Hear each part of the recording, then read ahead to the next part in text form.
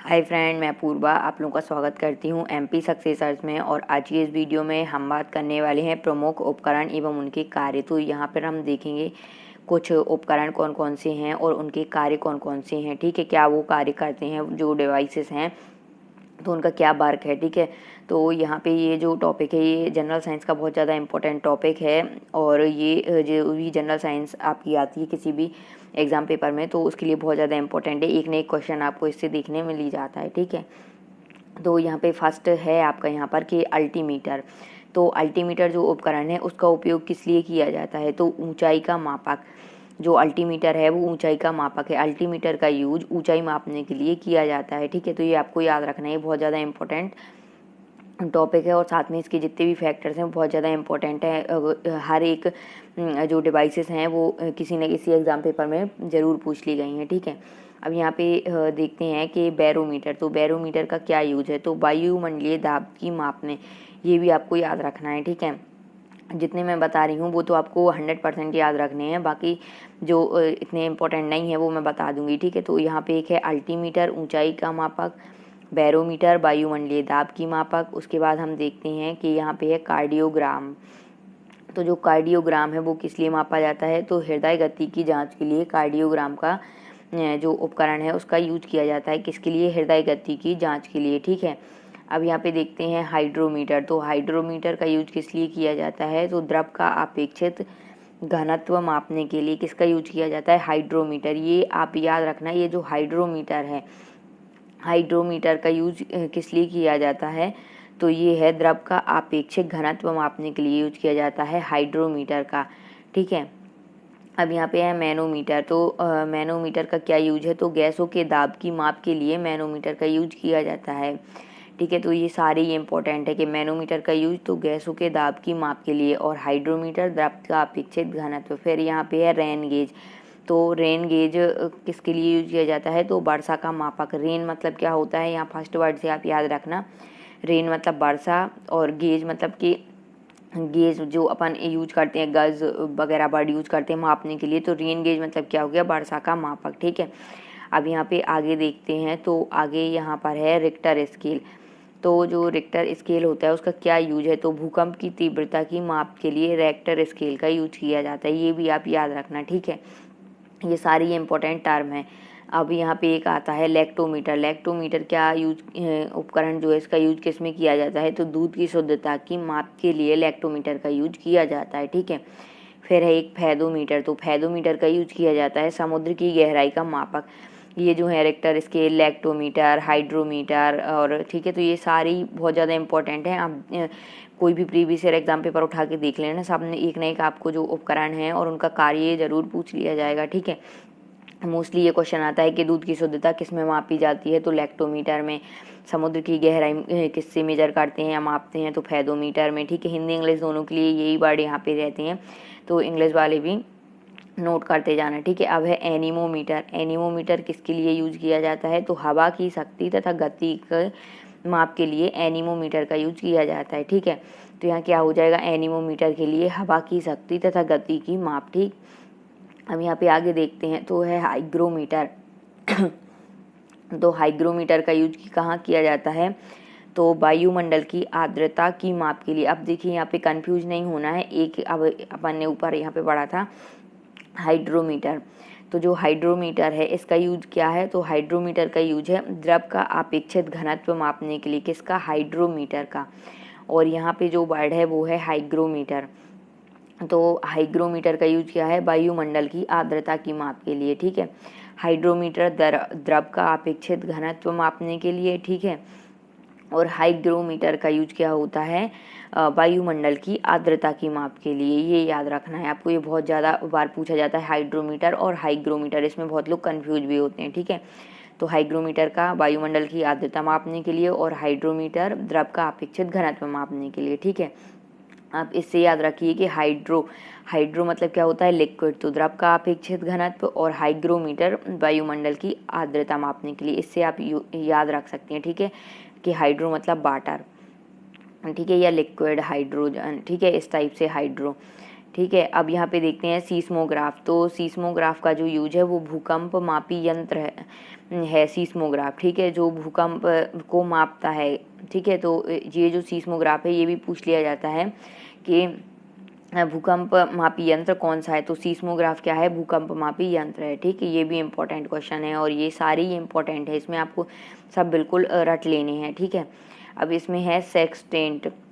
तो इसका क्या यूज है, तो आकाशीय पिंड की कोणीय दूरी की माप के लिए ये सेक्सटेंट का यूज किया जाता है। ठीक है, ये भी आपको याद रखना है, हालांकि इतना ज़्यादा इम्पोर्टेंट नहीं है। ठीक है, अब है यहाँ पर अमीटर। अमीटर का क्या यूज है, तो विद्युत धारा की माप के लिए अमीटर का यूज किया जाता है। ये भी बहुत ज़्यादा इम्पोर्टेंट है और पूछ लिया जाता है। ठीक है, ये जो टॉपिक है ये आपका मतलब कि आप समझ लीजिए कि जनरल साइंस में अगर आपका मतलब इजी और मॉडरेट के क्वेश्चन हैं, ये इजी लेवल हो जब पेपर में या मॉडरेट रखना हो, है ना, इजी और मॉडरेट जो क्वेश्चन का लेवल आता है उनमें ये आते हैं। तो अमीटर का विद्युत धारा की माप के लिए, और ओडोमीटर। ओडोमीटर का यूज किस में किया जाता है, तो पहियों द्वारा तय की गई दूरी की माप के लिए ओडोमीटर का यूज किया जाता है। आपने देखा होगा जो गाड़ी वाहन रहते हैं, जैसे 2 पहिया वाहन हैं या 4 व्हीलर वगैरह हैं, ठीक है, उनमें ओडोमीटर लगा रहता है। क्यों, उससे पता चल जाता है कि कितनी दूरी आपने तय करी है या कितने किलोमीटर आप चल पाए हैं। तो ओडोमीटर किसके लिए यूज किया जाता है, तो पहियों द्वारा तय की गई दूरी को मापने के लिए ओडोमीटर का यूज किया जाता है। ये भी इम्पोर्टेंट है। ठीक है, अब यहाँ पर है क्रेस्कोग्राफ। तो ये क्रेस्कोग्राफ किस लिए यूज किया जाता है, तो पौधों की वृद्धि की माप के लिए क्रेस्कोग्राफ यंत्र का यूज किया जाता है या उपकरण का यूज किया जाता है। ठीक है, तो ये भी आपको याद रखना है। ये सारे इंपॉर्टेंट क्वेश्चन आप लोगों को मैं बता रही हूँ क्योंकि एग्जाम पॉइंट ऑफ व्यू से बहुत ज़्यादा इंपॉर्टेंट है। ठीक है, तो जो जो टॉपिक मैं बता रही हूँ जनरल साइंस वगैरह के, अगर आपके कोई भी छूट गए तो आप लोग प्ले लिस्ट में जाकर देख सकते हैं। एमपी जनरल साइंस या फिर जनरल साइंस करके भी पढ़े हुए हैं और भी, ठीक है, तो आप वो भी देख सकते हैं। अभी यहाँ पे हम देखते हैं गैल्वेनोमीटर। तो जो गैल्वेनोमीटर होता है उसका क्या यूज है, तो विद्युत धारा की प्रबलता की माप के लिए गैल्वेनोमीटर का यूज किया जाता है। ठीक है, ये भी इम्पोर्टेंट है गैल्वेनोमीटर। तो किसके लिए, विद्युत धारा की प्रबलता की माप के लिए गैल्वेनोमीटर का यूज किया जाता है। अब यहाँ पर आता है स्पेग्नोमैनोमीटर। तो ये भी बहुत ज़्यादा इंपॉर्टेंट है, स्पेग्नोमैनोमीटर। ठीक है, हिंदी इंग्लिश दोनों में यही नाम रहते हैं इनके। तो जो स्पेग्नोमैनोमीटर है उसका यूज किया जाता है रक्तदाब का मापन के लिए। ठीक है, रक्तदाब मापक कौन है, स्पेग्नोमैनोमीटर। अब यहाँ पे है पायरोमीटर। ये भी इम्पोर्टेंट है। पायरोमीटर का यूज किया जाता है उच्च ताप मापक के लिए। वैसे तो हम जो टेम्परेचर वगैरह मापते हैं, ठीक है, वो थर्मामीटर से माप लेते हैं, है ना, लेकिन इसमें क्या है कि जब हमें बहुत ज़्यादा हाई टेम्परेचर हो तो उसके माप के लिए क्या यूज किया जाता है, पायरोमीटर, उच्च ताप मापक। और थर्मामीटर जो होता है वो निम्न और जो मतलब कि मध्यम माप तापक है उसके लिए यूज किया जाता है। और उच्च ताप मापक के लिए जहाँ उच्च वर्ड यूज किया हो वहाँ पायरोमीटर लिखेंगे। ठीक है, और निम्न और मध्यम हो तो थर्मामीटर का यूज करेंगे। ठीक है, इस टाइप से ये टर्म बहुत ज़्यादा इंपॉर्टेंट है, ये भी आपको याद रखने हैं। अब यहाँ पर आ जाते हैं हाइड्रोफोन। तो हाइड्रोफोन किस लिए यूज किए जाते हैं, तो पानी में ध्वनि की माप के लिए हाइड्रोमीटर उपकरण, हाइड्रोफोन उपकरण या यंत्र का यूज किया जाता है। ठीक है, फिर आता है एक टैकोमीटर। तो जो टैकोमीटर है इसका यूज किस लिए किया जाता है, तो वायुयान तथा मोटर बोटों की गति का मापन करने के लिए टैकोमीटर का यूज किया जाता है। ठीक है, वायुयान तथा मोटरों की गति का मापन के लिए टैकोमीटर का यूज किया जाता है, ये भी आपको याद रखना है। अब आ जाता है यहाँ पे थर्मोस्टेट। जो थर्मोस्टेट वर्ड है ये क्या है, ताप नियंत्रित करने में उपयोग किया जाता है इस यंत्र का। ठीक है, ये जो उपकरण है थर्मोस्टेट या डिवाइस है इसका यूज किया जाता है किसमें, ताप को नियंत्रित करने में। थर्मोस्टेट, इसके वर्ड से ही आप याद रख सकते हैं थर्मोस्टेट। स्टेट मतलब कांस्टेंट करना, तो ये ताप को क्या करता है, नियंत्रित करता है। अगर ताप बहुत ज़्यादा हो जाए तो उसको मतलब कि जितना उसका आप सेट करेंगे कि इतना मुझे नॉर्मल चाहिए, मान लो आपको 25 डिग्री सेल्सियस चाहिए है नॉर्मल, ठीक है, और आपका हो रहा है 28, 29, 30 तक पहुंच रहा है, तो ये क्या करेगा 25 पर उसको ले आएगा, उसको क्या करेगा, नियंत्रित करेगा। और अगर ये 25 से कम हो रहा है तब भी उसको 25 पे लेकर आने की कोशिश करेगा और मेंटेन करेगा। ठीक है, तो ये क्या करता है, ताप को नियंत्रित करने में मदद करता है। कौन, थर्मोस्टेट। ठीक है, आप लोग इनके जो वर्ड होते हैं जैसे उपकरण का नाम है वो उन्हीं डिवाइसेस के कार्य के अकॉर्डिंग रखे जाते हैं। तो आप उन्हीं से मतलब कि उनकी जो मतलब वर्ड्स को मिलाकर आप देखें कि कैसे बन सकता है और हम कैसे इसको लर्न कर सकते हैं। हमें अपने अंदर क्या करना है, कैपेसिटी डेवलप करना है ज़्यादा से ज़्यादा याद करने की और ट्रिक के साथ, ठीक है। तो आप इसको ऐसी ट्रिक के साथ याद कर सकते हैं, ठीक। अब यहाँ पे देखते हैं, यहाँ पे है गायरोस्कोप। तो जो गायरोस्कोप है, अब स्कोप मतलब क्या हो गया इसको, जैसे माइक्रो स्कोप, तो ये क्या होता है कि देखने के लिए। अब यहाँ पे गायरोस्कोप वर्ड से हम क्या समझें कि घूमती हुई वस्तु की गति मापने में। तो जो घूमती हुई वस्तु होती हैं, जैसे कोई पहिया है या कुछ भी है या कोई वस्तु घूम रही है, हम उसे ठीक है राउंड मोशन में कर देंगे तो घुमाएं उसको। तो घूमती हुई वस्तु की गति मापने में किसका यूज किया जाता है, गायरोस्कोप डिवाइस का, ठीक है, या उपकरण का। तो ये भी आपको याद रखना है, ठीक है। अब यहाँ पे देखते हैं स्टेथोस्कोप, ये भी बहुत इंपॉर्टेंट डिवाइस है, एक स्टेथोस्कोप और स्फिग्नोमेनोमीटर, ठीक है। तो जो स्टेथोस्कोप है इसका क्या यूज है, ये उपकरण क्या करता है, तो हृदय और फेफड़े की गति सुनने में, ठीक है, स्टेथोस्कोप का यूज किया जाता है। ये जो साइंटिस्ट होते हैं, ये मतलब कि मेडिकल फील्ड के जो लोग होते हैं उनमें यूज किया जाता है ये हृदय और फेफड़े की गति सुनने में। ये डिवाइस जो स्टेथोस्कोप है इसका उपयोग किया जाता है या यूज किया जाता है, ठीक है। अब होता है डायलिसिस। तो डायलिसिस का जो डिवाइस है उसका जो उपयोग है या कार्य है वो क्या है, तो गुर्दे खराब होने की अवस्था में रक्त शोधन में डायलिसिस उपकरण का यूज करते हैं, ठीक है। अब उसके बाद देखते हैं हम यहाँ पे रेडिएटर। ये रेडिएटर जो टर्म है ये भी बहुत ज़्यादा इम्पोर्टेंट है, क्योंकि इसका जो यूज है वो क्या किस में किया जाता है, वाहनों के इंजन को ठंडा रखने में यूज किया जाता है, ठीक है। वाहनों के इंजन को ठंडा रखने में इस्तेमाल किया जाता है किसका, रेडिएटर का। ये जो है ये मतलब कि मैकेनिकल डिवाइस है एक टाइप की रेडिएटर, ठीक है। तो वाहन जो होते हैं आप देखते हैं कि जब इंजन कंटिन्यू चलता है, गाड़ी चलाते हैं तो इंजन क्या होता है, गर्म हो जाता है। तो उसको ठंडा कैसे रखें, तो उसके जो राउंड में मतलब कि इंजन के पूरे इर्द गिर्द में जो रेडिएटर होते हैं उनको लगा दिया जाता है, जिससे क्या हो कि जो वाहन है इंजन से जो गर्म जो निकले धुआं, मतलब इंजन गर्म हो तो उसको ये जो है रेडिएटर की मदद से ठंडा कर सकें, ठीक है। अब यहाँ पे देखते हैं जाइलोफोन। तो जाइलोफोन का क्या यूज है, तो ध्वनि उत्पादन में, ध्वनि उत्पन्न करने में जाइलोफोन का उपयोग किया जाता है, ठीक है। अब पीपेट का क्या यूज है, तो द्रव की निश्चित मात्रा मापने में, जो द्रव होता है उसकी निश्चित मात्रा को मापने में पीपेट का यूज किया जाता है, ठीक है। अब होता है पेस मेकर, यहाँ पर है। तो पेस मेकर ये भी बहुत ज़्यादा इंपॉर्टेंट है, ये भी आपको याद रखना है, ये बहुत ज़्यादा इंपॉर्टेंट है, ठीक है। तो ये किसके लिए पेस मेकर, हृदय स्पंदन में। ये जो हृदय से वर्ड हैं जैसे स्फिग्नोमेनोमीटर, ठीक है, पेस मेकर, और अभी यहाँ पे एक जो पढ़ा था रेडिएटर, नहीं इसके ऊपर जो अपन ने पढ़ा था स्टेथोस्कोप, ठीक है। तो ये सारे आपको याद रखने हैं कि किसका क्या यूज है। तो क्योंकि इनमें भी कंफ्यूज हो जाते हैं, सपोज उन्होंने पूछ लिया कि हृदय स्पंदन में, तो 4 ऑप्शन दे दिए, पेस मेकर, स्टेथोस्कोप और स्फिग्नोमेनोमीटर, तो आप इसमें कंफ्यूज हो जाएंगे, ठीक है। तो आपको क्या करना है, याद रखना है कि किसका क्या है। तो पेस मेकर का क्या यूज है, हृदय स्पंदन में, ठीक है, हृदय की गति मापने में किसका यूज है। तो इस टाइप से आप जो हृदय वाले हैं उनको एक जगह लिख लेना, ठीक है, और फिर याद करना कि पेस मेकर तो हृदय स्पंदन में, ठीक है, इस टाइप से कर लेना है। अब यहाँ पे देखते हैं क्रोमोमीटर। तो क्रोमोमीटर का क्या यूज है, तो जलयानों पर समय का सही पता लगाने में, जो जलयान होते हैं उन पर जो समय का सही पता लगाने में क्रोमोमीटर का यूज किया जाता है, ठीक है।